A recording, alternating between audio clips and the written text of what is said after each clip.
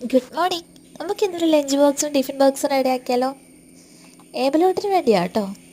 അപ്പം നിങ്ങൾ ഓർക്കും ഇത്രയും ദിവസം എവിടെയായിരുന്നെന്ന്.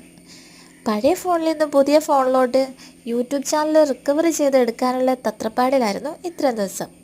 പഴയ ഫോൺ കംപ്ലൈൻ്റ് ആയതുകൊണ്ട് മെയിൽ ഐ ഡി ആണെങ്കിൽ ഓർക്കുന്നുമില്ലായിരുന്നു. അങ്ങനെ അതൊക്കെ റെഡിയാക്കി വന്ന് ഇത്രയും ദിവസം എടുത്തു.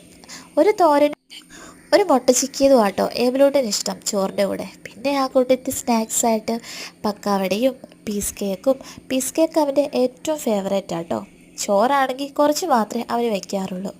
അങ്ങനെ ലഞ്ച് ബോക്സ് എല്ലാം അടിച്ചു ഈ ടവലിൽ വെച്ച് പൊതിഞ്ഞ് എണ്ണമെഴുക്കൊക്കെ ഉണ്ടെങ്കിൽ അത് അബ്സോർവ് ചെയ്യാൻ ഈ ഒരു ടവൽ എപ്പോഴും ഹെൽപ്ഫുള്ളായിട്ട് എനിക്ക് തോന്നിയിട്ടുണ്ട്. ഒരു ബോട്ടിലും വെച്ച് അവൻ്റെ ക്യാരിയർ ബാഗ് അടച്ചു വെച്ചു. ഒരാഴ്ചയായിട്ട് പാലപ്പം ഉണ്ടാക്കണമെന്ന് കരുതിയിരുന്നത് ഇന്നാണ് ഉണ്ടാക്കാൻ പറ്റിയത്.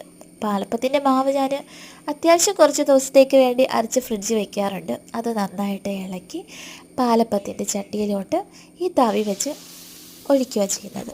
ഞാൻ കൈകൊണ്ട് ചുറ്റിക്കാറില്ല, തവി വെച്ചായിരിക്കും ചുറ്റിക്കുന്നത്. അത് കൈ പൊള്ളത്തില്ല, പക്ഷെ ഷേപ്പിലൊന്നും ഒരു വ്യത്യാസവും വരത്തില്ല.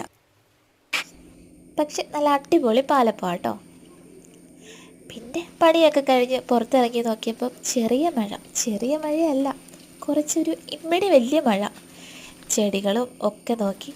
അത്ര വലിയ ചെടികളൊന്നുമല്ല കേട്ടോ. മാർത്തിയം തണുത്ത് വിറച്ച് നിൽക്കണമുണ്ടോ.